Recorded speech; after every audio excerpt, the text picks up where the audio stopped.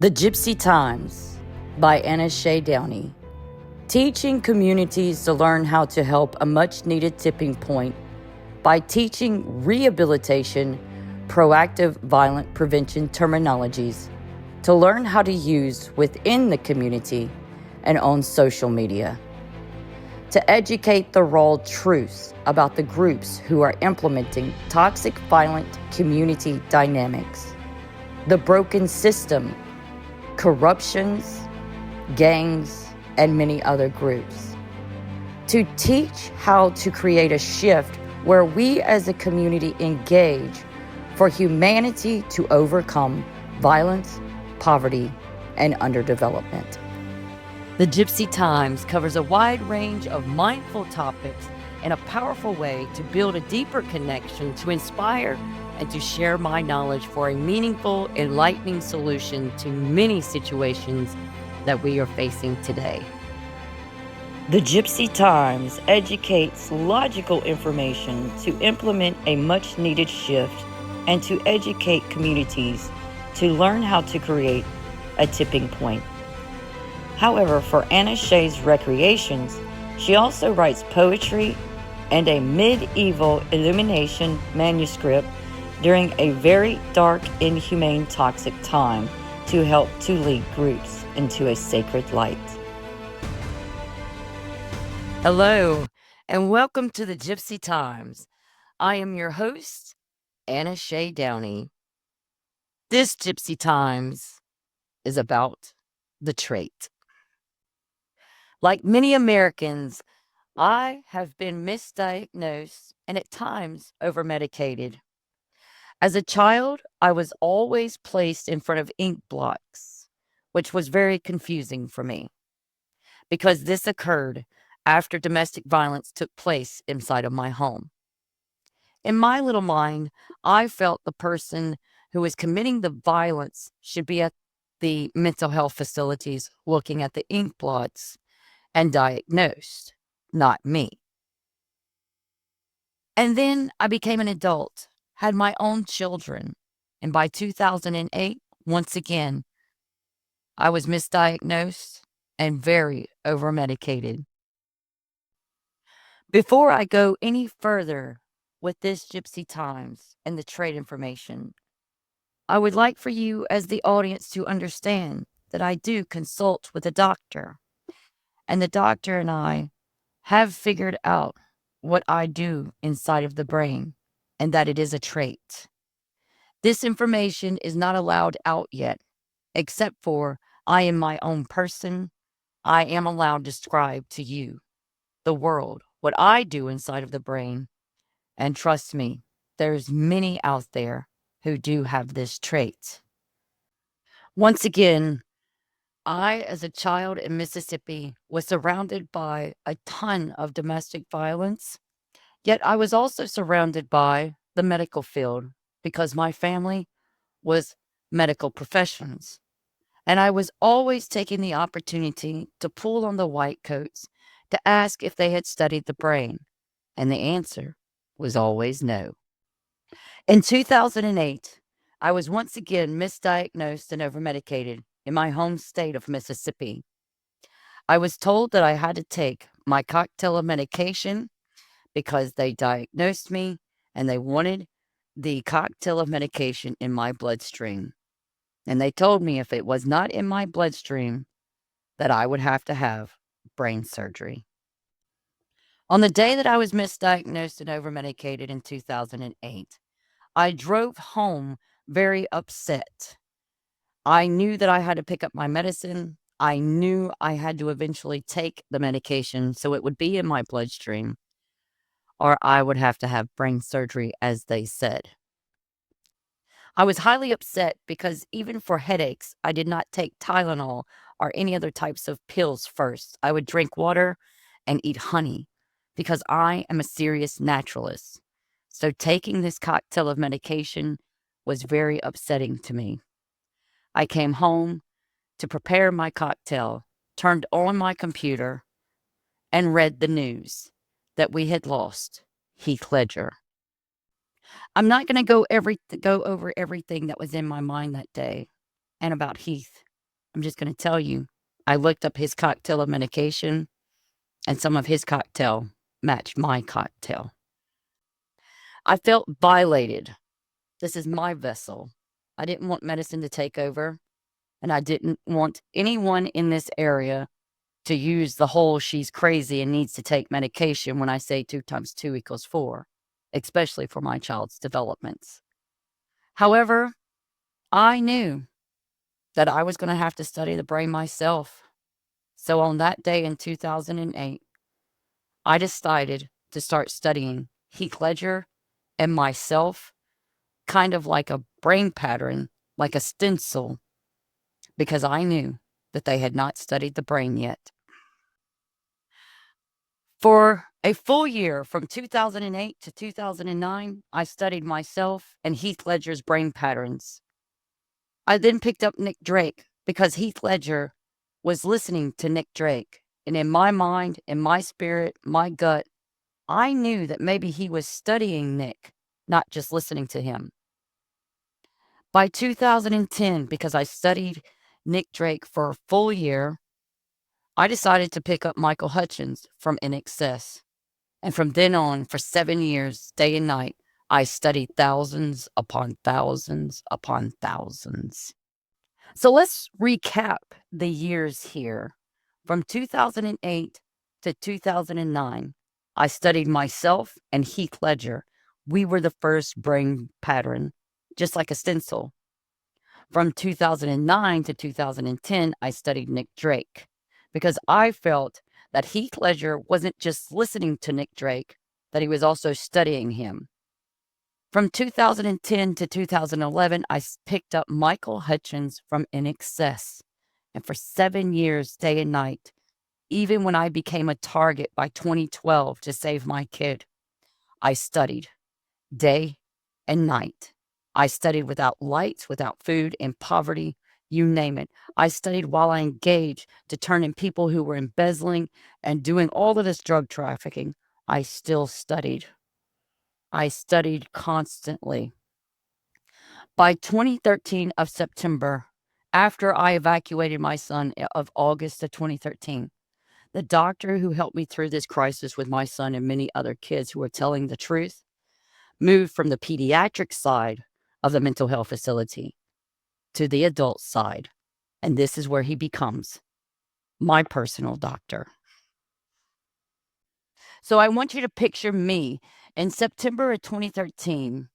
After I evacuated my kid, I had to evacuate my kid out of the state of Mississippi, or he would have been just like Christian Andriacchio and or any of the other victims that are stamped suicide and other junk that they're stamped in the state of Mississippi.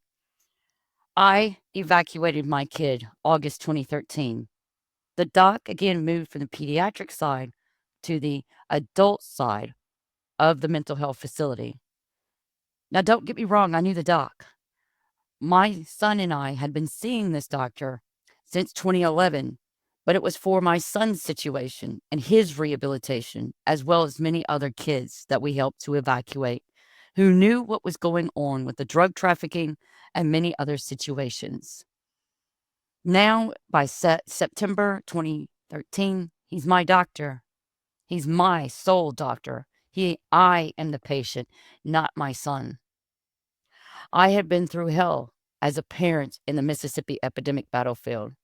I didn't trust my family, my friends. I didn't trust nobody. But he did decide to take me on as a patient. So by September of 2013, he started listening to my story. By December of 2013, I finally felt comfortable enough to tell him what all was going through my mind at that time. I was taking too much medication. I knew it. I knew I was misdiagnosed, but I was so scared to tell him what was really going on because I didn't want another pill and I didn't want to be diagnosed with something worse or maybe even the brain surgery that they talked about. I knew that I had to spill my heart out to him. I knew the medication had me in some kind of weird situation. I knew the targeting was too much for me. I knew this Mississippi poverty that they can shove down there. Well, they could shove it up their ass, this poverty. It's not me. The whole situation is not me. So I decided to tell him I had been studying the brain. I got really confident. I said, look, I know I'm misdiagnosed and never medicated in the dumbest state. I have been studying the brain because my family has a medical background. I know what they haven't figured out. And I feel that I've been misdiagnosed in the way of abuse. And I also had the guts to tell him that I was also spiritual. I am spiritual. He looked at me and told me that many people had been studying, from famous people to his colleagues, and many non famous people like myself, and that maybe we could put it all together and to stop being scared, to start just allowing him to know what's going through my brain at all times. Oh, I already knew, you see, because I started studying what are brain patterns in 2008. By January of 2014, Doc put me on the table. He pinpointed what I was doing inside of the brain, and that's when he started helping me to rehabilitate off the medication that my brain should have never been introduced to. And he gave me lots of homework. He always gives me lots of homework. By August of 2014, in session, we put the trait on the table. We pinpointed what we're really doing and on what level we are doing with this trait. So let's go over January of 2014, when Doc pinpoints what I'm doing inside of the brain after listening to me since September of 2013. Remember, I said Doc wanted to know everything that I was doing inside of my brain. And I did study brain patterns starting in 2008, like a brain stencil, the left brain list, the emotions on the right side of the brain. And what he pinpointed me doing is a high level of tipping points, shifting for my hometown and state of Mississippi. But I was on an even higher level than what some people are who go to college for marketing, business, school development, redevelopment, revamping of my town. He kept asking me, what level of tipping are you on? For all of you who don't know what a tipping point is, you can read The Tipping Point by Malcolm Gladwell or any other type of information about shifts and tipping points. But the thing is, my brain, the pattern that I'm on, it constantly is engaged to implement tipping points. But I'm on a very high level. Now, remember, I studied Heath Ledger, then Nick Drake, then Michael Hutchins from INXS, and thousands upon thousands. It wasn't until August that I helped pinpoint the trait while I was in session, after Doc kept calling me Miss Tipper and if I had done my homework and my self-care. He just kept asking, have you figured out the level that you guys are on yet? Because I do not have permission from the artist yet, all I can do is tell you to go to YouTube and watch each video. So let's start with Heath Ledger and Ben Harper's Morning Yearning. Heath had to have the lighting perfectly, the figurines and a certain smoke and a certain light.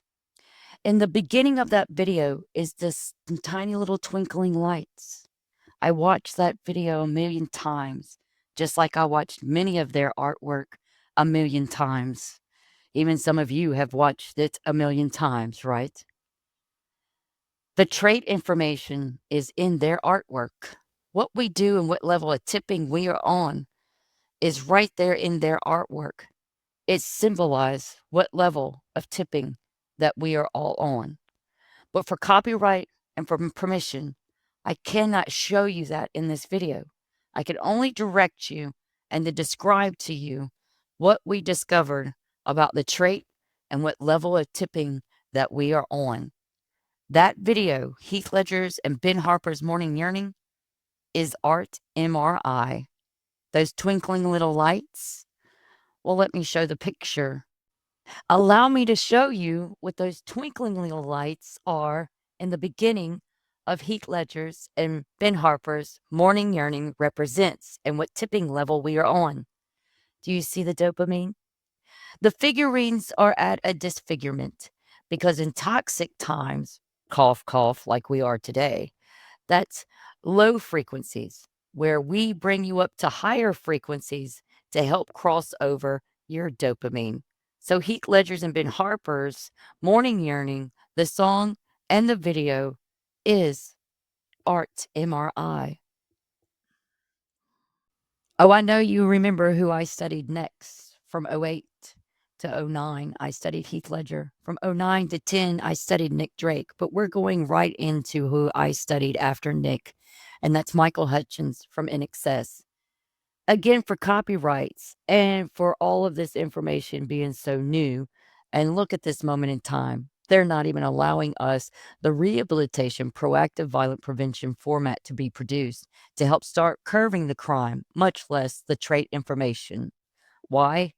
Well, I didn't need medication, and that's all I'm going to say.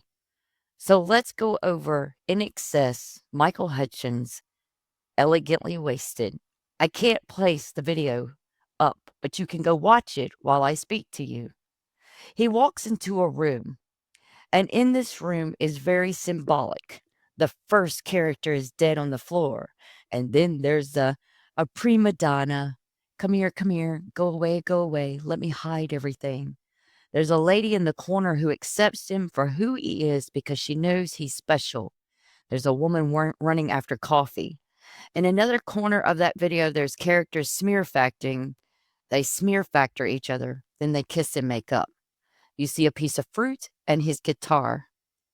This is how we walk into a room, ladies and gentlemen. The first character is dead on the floor, the bottom brain spiral. See, in Heath Ledger's and Ben Harper, that is a disfigured figurine, no dopamine, toxic brain adrenaline. We examine you when you are in front of us, and what we do is educate you to bring your frequencies up to cross your dopamine over. And that would be a trait. That is a tipping point level that we are on. There's a lot of information about this trait, many other situations that we do inside of the brain, but I can't show it on this video. I can't give you everything that we do. For instance, when we dive into your toxic fishbowl, we get stuck like a scuba diver who dives too fast, too far, too long. And a scuba diver can forget what is up and what is down. We forget our thought process for our own self care. And the trait cannot condition to, especially this, what we are exposed to for generations after generations. There is so much information to this trait, so much that we do inside of the brain, so many musicians, and so many others that need to know what we do inside of the brain and what tipping point level that we are on. Even people who draw art, the trait is on their art. We can show them what they've been doing, and then we can teach them how to implement their self care and stay mentally healthy while we constantly engage. Please share my information so we can get this information out. There's tons of more information about the trait. The doc will be signing the back of my book to all that I've been through and about the trait that we have discovered. Thank you. Thank you for listening to the Gypsy Tymes and about the trait information. Please like and share because for many years, that's right, since 2015, I have been educating the trait one-on-one with famous people and people who are not famous. And now it's time to share to the rest of the world what we have discovered. It is a trait, not a disorder.